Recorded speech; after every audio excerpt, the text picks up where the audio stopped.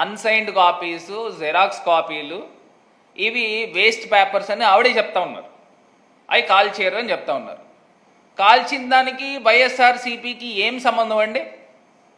అసలు నా తెలియక అడుగుతాను. ఇప్పుడున్న కలెక్టర్ మీరు నియమించిన వాళ్ళు కాదా? ఇప్పుడున్న ప్రభుత్వం కాదా? ఇప్పుడు ఎస్పీ ఎవరు నియమించిన వాళ్ళు? మీరు నియమించిన వాళ్ళు కాదా? ఇప్పుడు ఈవిడ చెప్తున్న ఆర్డీఓ కూడా, ఆమె ఆర్డీఓ గారి పేరు లక్ష్మీ శివజ్యోతి అంట, ఆమె కూడా చెప్తా ఉంది, అది కూడా ఆమెను కూడా మీరే నియమించుకున్నారు కదా ట్రాన్స్ఫర్ చేసి. మరి ఆమె చెప్తా ఉన్నారు. అసలు వైఎస్ఆర్సీపీకి ఏం సంబంధం, జగన్మోహన్ రెడ్డి గారికి ఏం సంబంధం? నాకు ఒకటి అర్థం కావట్లా. అంటే ఇప్పుడు మీరు తీసుకొచ్చి అక్కడ నంది ఉంటే ఆ నందిని 10 సార్లు పంది పంది పంది పంది అని అంటే జనాలు బహుశా నిజంగానే పందేమో అనుకుంటారు. ఆ రకమైన కార్యక్రమాలు చేస్తూ ఉన్నారు. అంటే ల్యాండ్ టైటిలింగ్ యాక్ట్లో మీరు ఏ రకంగా అయితే దుష్ప్రచారం చేసి ఆ రోజు మీరు అధికారం పీఠం ఎక్కారు, అదే తరహాలో ఇప్పుడు ఇష్యూ డైవర్షన్ చంద్రన్న ఫైల్స్ అని స్టార్ట్ చేశారు. సూపర్ 6 హామీలు ఎక్కడ నెరవేర్చాలి, ఎక్కడ స్టార్ట్ చేయాలి, దాన్ని ప్రజలు దృష్టి మరలించాలనే కార్యక్రమం జరుగుతూ ఉంది.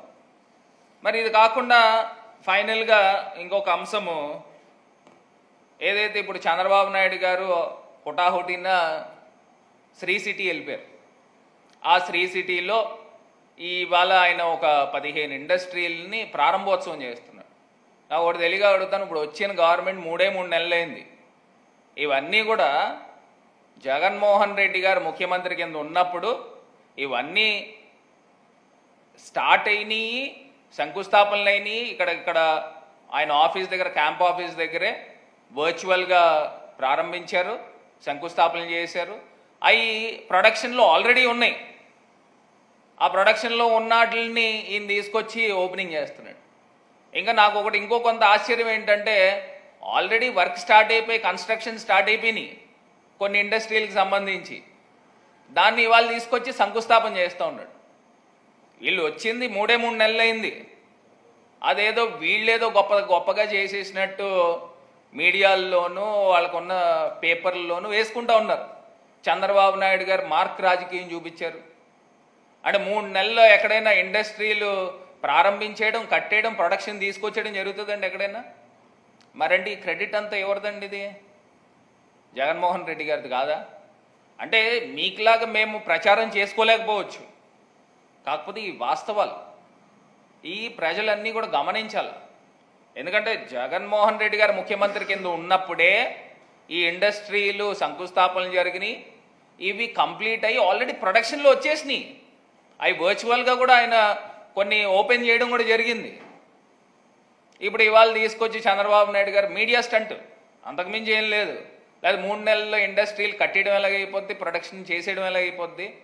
ఆల్రెడీ అక్కడ శ్రీ సిటీలో కొన్ని వెళ్తే కొన్ని ఇండస్ట్రీలు ఆల్రెడీ స్టార్ట్ అయిపోయినాయి వర్క్.